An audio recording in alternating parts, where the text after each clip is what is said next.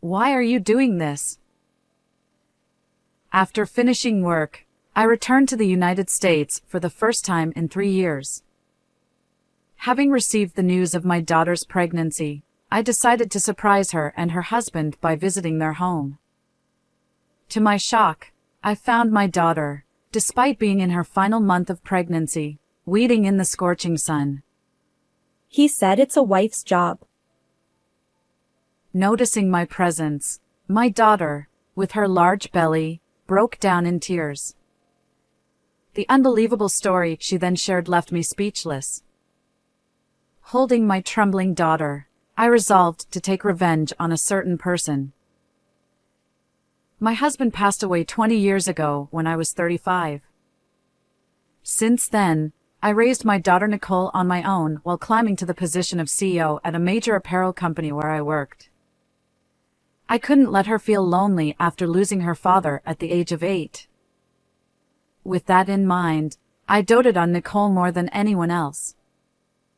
Even after she became an adult and independent, I continued to watch over her as a mother while dedicating myself to my work. Since she grew up to be such a kind person, I want her to live a happy life. However, my modest wish was cruelly shattered. It all started when Nicole, who had just turned 28, visited me and said, Mom, I have something to tell you. I want to marry this person. I had a feeling she was seeing someone, but Nicole introduced me to a man who was a year older than her. Nice to meet you. I'm Michael Miller. I work in the apparel industry too, though at a small company. Dressed in a sharp suit, he smiled at me, showing his perfectly white teeth. It seemed they had met through a mutual acquaintance and hit it off immediately. After dating for a few years, he finally proposed to her. Nicole was already of a good age for marriage, so I had no objections to the idea itself. However, there was something that bothered me a little. Actually, I haven't had breakfast. Could you get me something to eat? Shortly after coming into the house, Michael said this with a smile.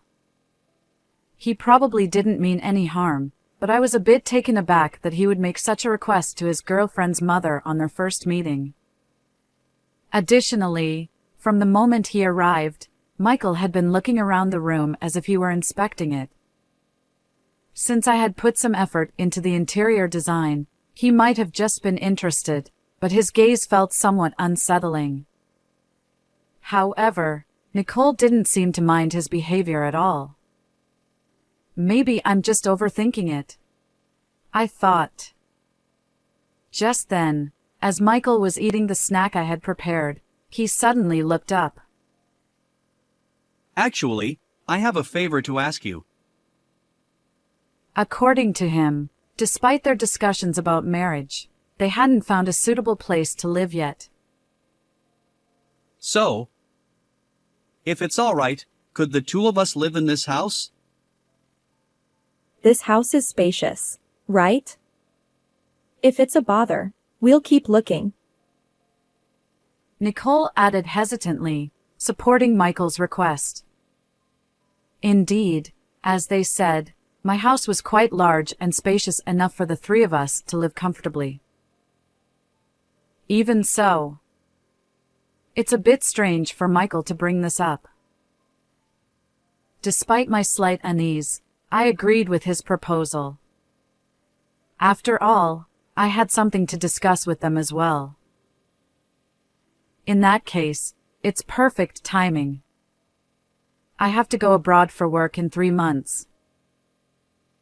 In fact, I was scheduled for a 5-year overseas assignment to work on a major project crucial to the company's future. I had been wondering what to do with the house during that time. I trust you both, so I'll let you stay in the house for 5 years. Really? Wow. That's fantastic. Michael's enthusiastic response to my answer made me a bit worried about whether Nicole would be all right marrying this man. As a parent who had always prioritized Nicole's well-being, I might have been overprotective. Mom, thank you. I'm going to be happy. Even so, seeing my daughter smiling brightly in front of me, I couldn't possibly oppose this marriage. However, I would later deeply regret this decision. After witnessing their wedding, I left for my overseas assignment as planned.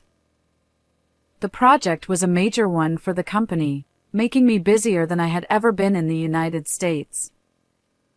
Despite this, I kept in touch with my daughter through biweekly phone calls. Gradually, I noticed a change in our conversations. "How's married life?" Oh. Yes, it's fun and I'm happy. Even over the phone, I could tell that Nicole's voice lacked its usual energy. When I asked her if something was wrong, she would brush it off with, "It's nothing," or "You're imagining things." One winter day, I was shocked when Nicole answered the phone with a hoarse voice. "What happened to your voice?" Yes, I have a bit of a fever. But I need to make Michael's meal. "What are you talking about? You need to rest at times like this." But it's my job. Nicole, seemingly delirious from the fever, hung up the phone. Even if she usually handles the housework, she shouldn't have to work when she has a fever. What on earth is going on in their marriage? Later, when I called to check on her, my now-recovered daughter brushed off my concerns, saying, "It was just that my husband was busy at that time." Don't worry about me, Mom. I'm fine. Just focus on your work. With those words, Nicole encouraged me to keep working hard. So, despite my worries about Nicole, I continued my life overseas for several years. As the project progressed, I received some great news during one of my regular calls with my daughter. Nicole was pregnant. Hearing this, I was overjoyed and couldn't wait to return home. It's my first grandchild. Nicole must be anxious about her first childbirth.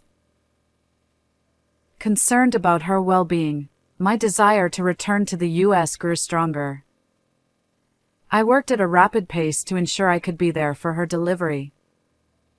My efforts paid off, and I was able to return home 2 years earlier than planned, just as Nicole was entering her final month of pregnancy. Why not surprise them with my return? With a heart full of excitement and a plane loaded with gifts, I headed back to the U.S. for the first time in 3 years. I was eager to check on my daughter and son-in-law's situation, witness the birth of my grandchild, and most of all, see Nicole again. I was sure she would be surprised at first, but she would definitely be happy about my return. If she's pregnant, their marriage must be going well. Honestly, hearing about the baby had eased many of my previous worries. However, my optimism was soon shattered. When I arrived home from the airport, an unimaginable sight awaited me. Nicole. Before entering my familiar home, I glanced at the garden and was shocked, dropping my luggage. It was the height of summer in the U.S., with the sun blazing down, and there was Nicole, heavily pregnant, crouching in the garden. She looked up, startled to see me. Mom.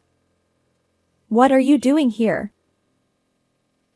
Upon closer inspection, I noticed she was holding weeds in her hands. Noticing my daughter weeding, I hurriedly ran over to her. Never mind that. Why are you doing this? There was no way a pregnant woman should be doing yard work in this heat. As I placed my hand on Nicole's shoulder, still bewildered, she said, Because he said it's a wife's job. She started crying uncontrollably. A few minutes later, after moving to a cooler place and calming down, Nicole confided everything that had happened to me. The story was so terrible that, for the first time in my life, I felt a rage that made my blood boil. How dare he do this to my precious daughter? I will never forgive him. Unable to contain my anger, I found myself holding my phone. At that moment, I decided to thoroughly punish the person who had tormented my beloved daughter and made a call to a certain place. 1 week later, on Sunday, after staying at a hotel for a while, I visited my home again. Since hearing everything from Nicole until this day, I had been moving solely to take revenge on the person who hurt my daughter. And finally, on this day, I was ready to punish him. Oh, what? Mom! Have you already come back to the US? When I rang the doorbell, Michael, looking surprised, peeked out from inside. Yes, my return was a bit earlier than expected. I see. Well, Nicole is out traveling with friends, so she's not home right now. Although he showed a moment of panic, Michael quickly put on a fake smile. On the other hand, I frowned at his words. Because I knew where my daughter really was. Don't lie. Nicole is staying at a hotel right now. When I snapped back, Michael shuddered in surprise at my unexpected response. After that, I took Nicole to a nearby hotel where we stayed together. Judging by the situation, it seemed he didn't even bother to look for his suddenly missing wife. What do you mean by lying to me? Weren't you worried that your wife was missing? No. Actually, I was just about to start looking for her. I didn't want to worry you. When I pressed him, Michael started making excuses in a flustered manner. I was exasperated by his refusal to admit his wrongdoing. Stop running away. I've heard everything from Nicole. Michael froze at my words.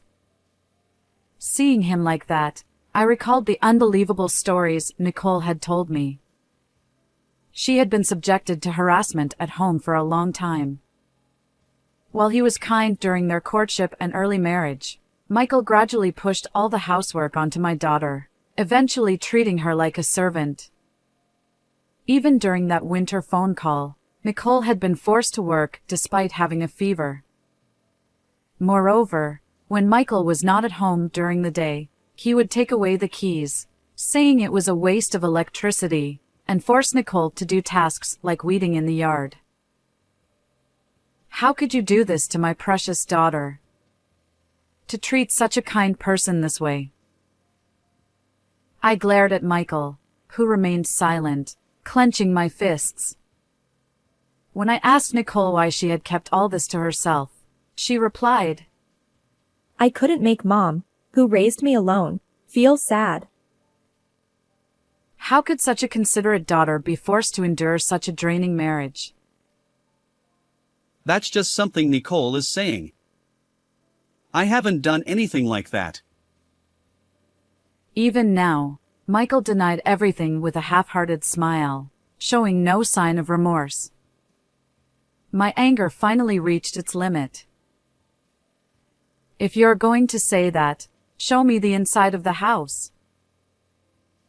What? Oh, wait. Ignoring his attempt to stop me, I stepped into our home, only to find a completely changed living room. The custom dresser, the shelves imported from overseas, my favorite sofa. Almost all the furniture was gone, leaving only the bare essentials. It's become quite spacious, hasn't it? This is because Nicole said she didn't need them. Finally starting to panic, Michael made excuses with a pale face, but I stepped closer. Enough of your lies. I know you sold the furniture to spend on your mistress. At my shout, he gasped. After hearing the shocking truth from my daughter, I contacted a detective agency. For the past week, they had thoroughly investigated Michael's behavior. As a result, it was revealed that he had been neglecting my daughter and having an affair. According to the detective, Michael was quite generous during his dates, likely spending a significant amount on his mistress. This can't be. Why would you investigate me? Watching him lose his composure, I smiled. I had one final punishment prepared for Michael. Of course, you'll be divorcing my daughter. But you'll probably be fired from your job too. As expected, his eyes widened at this statement. What? Why does my job have anything to do with this? I've been working on a project overseas, and it's been decided that we'll be acquiring several companies. Yes. One of them is your employer. The shock was so great that Michael began to tremble. It was purely coincidental that we were acquiring his company, but I wasn't going to let this opportunity go to waste. I had informed the president of Michael's company about everything that had happened to Nicole. What they decide to do with you is up to them, but if it were me, I wouldn't employ someone who harasses his wife, cheats, and sells other people's furniture without permission. In my words, Michael finally broke down. No way. I married Nicole, the daughter of a big company, and now it all means nothing. Pulling at his hair, Michael finally revealed his true, ugly feelings, clinging to me with a pale face. Please. Could you tell my boss that it was a mistake? I'll apologize for everything I've done. I'm begging you. Desperately grabbing my hand, Michael pleaded, but I looked at him coldly. At first, I was angry at myself for not stopping this marriage, but ultimately, he was the one at fault. There was no room for sympathy for Michael, who had intended to mistreat Nicole from the beginning. I will never forgive you. Live your life regretting what you did to my daughter. With that, I shook off his hand and headed back to the hotel where my daughter was waiting, without looking back. In the end, Nicole divorced Michael. He ended up with a debt of $240,000, including $40,000 in alimony and $200,000 for the furniture he sold without permission. Moreover, due to my report and his habit of boasting about my influence at work, Michael was fired from his job. On top of that, his parents, who learned of the situation, disowned him, leaving him without a home, job, money, or family. Meanwhile, I returned to the US and now live happily with Nicole and her newborn baby. From now on, the three of us will work together to build a warm and loving home. How did you like this story? Please don't forget to subscribe to the channel. See you in the next video.